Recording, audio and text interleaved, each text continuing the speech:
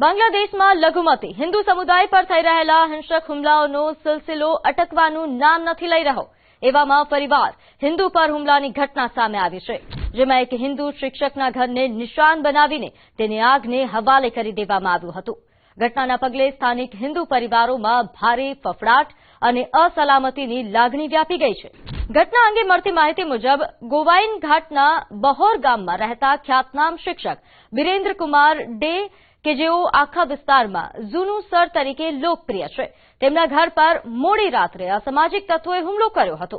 હુમલાખોરોએ ઘરને ચારે બાજુથી ઘેરી લીધું અને ત્યારબાદ તેમના ઘરને આગ ચાંપી દીધી. આગ એટલી વિકરાળ હતી કે જોતજોતામાં ઘરનો તમામ સામાન અને કિંમતી ચીજ વસ્તુઓ બળીને ખાક થઈ ગઈ. સદનસીબે આગ લાગી ત્યારે પરિવારના સભ્યો સમયસર જાગી ગયા હતા અને જીવ બચાવીને બહાર નીકળવામાં સફળ રહ્યા. આ ઘટના અંગે સ્થાનિક રહેવાસીઓના જણાવ્યા મુજબ બિરેન્દ્ર કુમાર ડે પર આ પહેલો હુમલો નથી. અગાઉ પણ તેમના ઘર અને પરિવારને નિશાન બનાવવામાં આવી ચૂક્યા છે.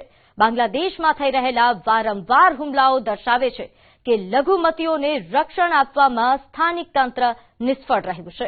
તંત્રની નિષ્ક્રિયતા અને વધતો રોષ એ ઘટનાના અનેક કલાકો વીતી જવા છતાં હજુ સુધી પોલીસ દ્વારા કોઈ નક્કર કાર્યવાહી કરવામાં આવી નથી. સાથે જ અત્યાર સુધી કોઈ આરોપીની ધરપકડ કરવામાં નથી આવી, જેના કારણે હિન્દુ સમુદાયોમાં રોષ જોવા મળી રહ્યો છે. હુમલા અંગે સ્થાનિકોની માંગ છે કે આ હુમલા પાછળ જે પણ કટ્ટરપંથી તત્વો છે તેમને શોધીને કડકમાં કડક સજા કરવામાં આવે. લઘુમતી સંગઠનોનું કહેવું છે કે જો ગુનેગારોને છૂટો દોર આપવામાં આવશે તો ભવિષ્યમાં આવા હુમલાઓ હજુ વધી શકે છે. જોકે સિલહટમાં હિન્દુ સમુદાય પર હુમલાની આ પહેલી ઘટના નથી. બાંગ્લાદેશના અન્ય ભાગોમાં પણ હિન્દુઓ વિરુદ્ધ હિંસા ચાલુ છે. આ પહેલા ગત 11 જાન્યુઆરીએ ફેણી જિલ્લાના ડાગન ભુઇયા વિસ્તારમાં 28 વર્ષીય સમીર કુમાર દાસની નિર્મમ હત્યા કરવામાં આવી હતી.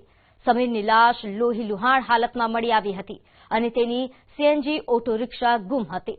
જોકે પોલીસ લૂંટના ઇરાદે હત્યા થયા હોવાની શંકા સેવી રહી છે, પરંતુ સ્થાનિક લોકો તેને લઘુમતીઓ પરના ટાર્ગેટેડ હુમલા તરીકે જોઈ રહ્યા છે.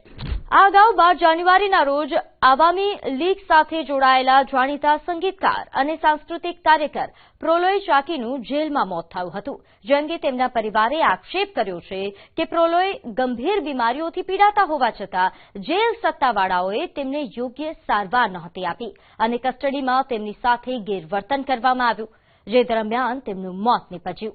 આંતરરાષ્ટ્રીય ચિંતાનો વિષય બાંગ્લાદેશમાં સતત વધી રહેલી આ હિંસાએ માનવ અધિકાર સંગઠનોનું પણ ધ્યાન ખેંચ્યું છે.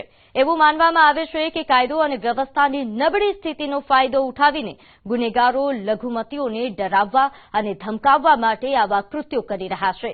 હિન્દુ પરિવારો હવે પલાયન કરવા મજબૂર બની રહ્યા છે. જો બાંગ્લાદેશ સરકાર જલ્દી કોઈ કડક પગલાં નહીં લે તો આ સ્થિતિ વધુ ભયાનક બની શકે છે.